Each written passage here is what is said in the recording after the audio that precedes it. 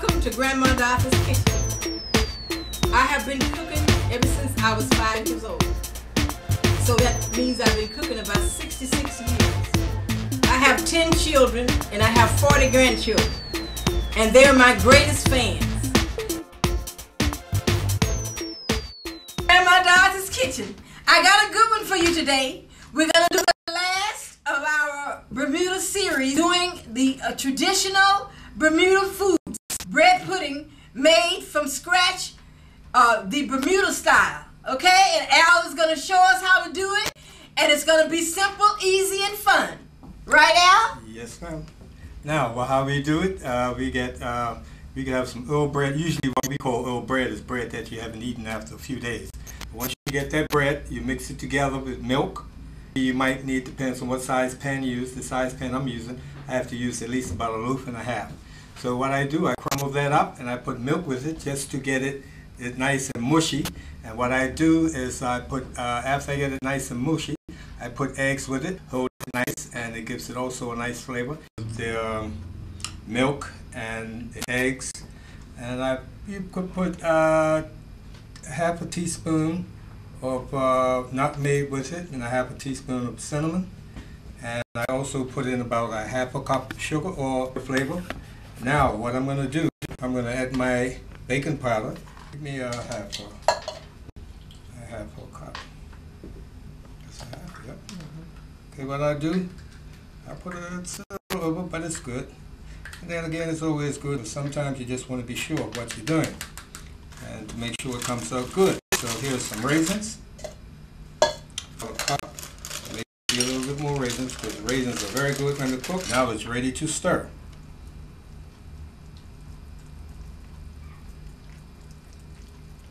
So Al, how long have you been cooking? Well, I've been cooking from knee-high, really, but as I was a young kid growing up, my mother used to run restaurants, and one of my first jobs I had was, before the French fries came out to be frozen, I was peeling potatoes, 50-pound stacks of potatoes. How old were you? I had to be at least about 9 or 10 years old. Oh, really? Oh, yeah. And my mother, she was cook. She kept me busy doing these type of things in the kitchen. So now as I stir, you spray the pan. Spray the pan, okay.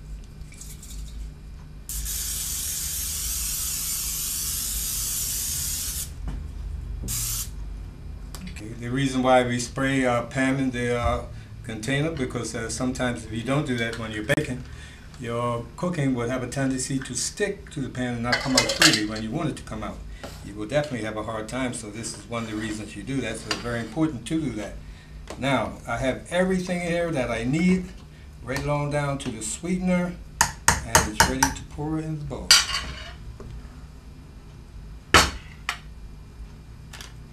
Let me help you. Let me help you. Okay. Get it all out. You paid for it, so get it all out. Take it all out. Don't leave none. And a bowl like this is a nice bowl to make if you're making it for the family, because everybody gets a chance to taste it. Because if you make a little bowl, someone's going to get angry with you, because they're going to feel definitely left out. At times when you're preparing this, you can let the bowl soak in the liquid. Some people is known for doing it with water, but I like to do it with milk, because milk to me is like a meal. And once you mix that milk and bread together, and it comes together, it comes out a little better to me. And I have a good feeling that that's why I do it the way I do it, because I would like for it to be really right. What's the difference in canned milk and regular milk? Whole milk. Well, canned milk, you could use canned milk, but canned milk has a tendency to me to have food tight. So when you do it with milk, whole milk, you would have a more lighter meal.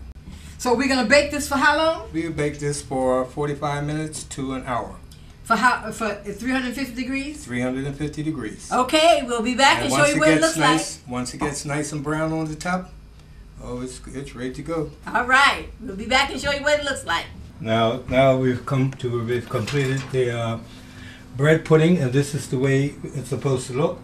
And also, like I'm doing it right now, you take a knife or something sharp, you stick in the center, comes up dry, you know you're good. And that's the way it is right now. And that's the end of that. And I hope you enjoy it. There you have it. This is our bread pudding Bermuda style. And see how simple and easy it was? The way it looks good to me. It's come out good. So all we have to do is slice it and eat it up. And ice cream, if you want to add ice cream to it, you could slice it. You could add ice cream with it. You could put any type of fruit cocktail with it on the side dish. You could put whipped cream over it. You could fix it any way you want it. Or strawberries. Or strawberries, or you could put strawberries on top of the whipped cream, and there you go. You have yourself a different dessert.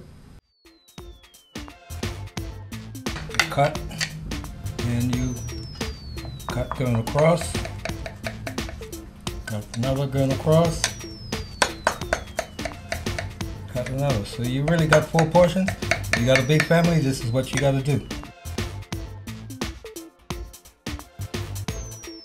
A little bit on the side, a little bit on the side. On the top here.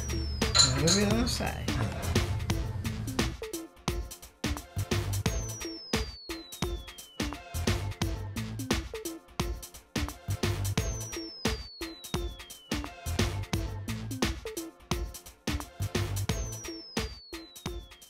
There you have it. Grandma Dathys Kitchen. Very simple. Remember, at Grandma Dathys Kitchen, we make it very simple, very easy, and so much fun. And we want to thank Al for coming to show us some of the basics of Bermuda, the basics foods of Bermuda, and we have really had a good time with him. The Mississippi Soul Food Way. Eat some today. So happy eating to you. You can have this today, your way, from Dathys Soul Food Kitchen. Remember, I have a cookbook out. It's called Dathys Mississippi Soul Food. And you can go to Amazon.com and purchase a copy, and they'll send it right to your door. All you gotta do is go to Amazon.com and punch in Dathys Mississippi Soul Food by Dorothy Woods, and they'll ship it right to your door.